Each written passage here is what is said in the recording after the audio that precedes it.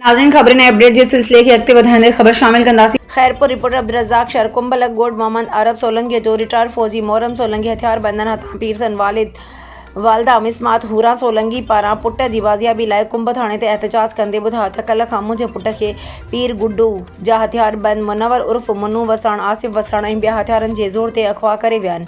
अहिड़ी इतला ते कुंभ पुलिस नफ़री साण करे पीर गुड्डू जी औताक जे मुक़फ़िल कमरे मां रसनि सां ॿधल मख़फ़ी मोहरम सोलंकी खे बरामद करे वरितो, जॾहिं त पुलिस पारां का बि गिरफ़्तारी अमल में न अची सघी। ॿिए तरफ़ मख़फ़ी मोहरम सोलंकी बयानु ॾींदे ॿुधायो त कल्ह खां तशदुद कंदा रहिया, पाणी बि बंदि हो, संदसि जिस्म ते लठियुनि ऐं सिगरेटनि जा ॾंभ ऐं मुंहं मां खून वही रहियो हुयो।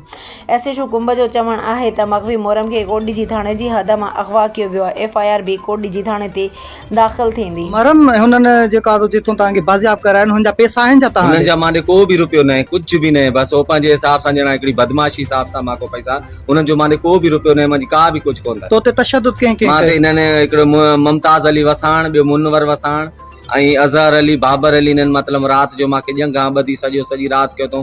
मां बेहोश हुउमि, मूंखे एतिरो मारे जो मूंखे को होश बि न हो। मां को मोबाइल पर्स पैसा सभु कसे विया। अच्छा, चवनि पिया तव्हां रिटायर्ड फौजी हो? जी मां रिटायर्ड फौजी आहियां, पाण मां पाकिस्तान आर्मी सां मुंहिंजो को तालुक़ु आहे। उन्ही खां हिननि खे ख़बर पई त इनखे रिटायरमेंट जा पैसा मिलिया आहिनि, त हिननि ते असां बसि तशदुद करे कुझु पैसा वठी वरितो। जी नाज़रीन, हे दोस्त आहे महरम अली सोलंकी जेको बाज़ियाब थी वियो। हिन जे धकनि जा मां तव्हांखे निशान ॾेखारियां।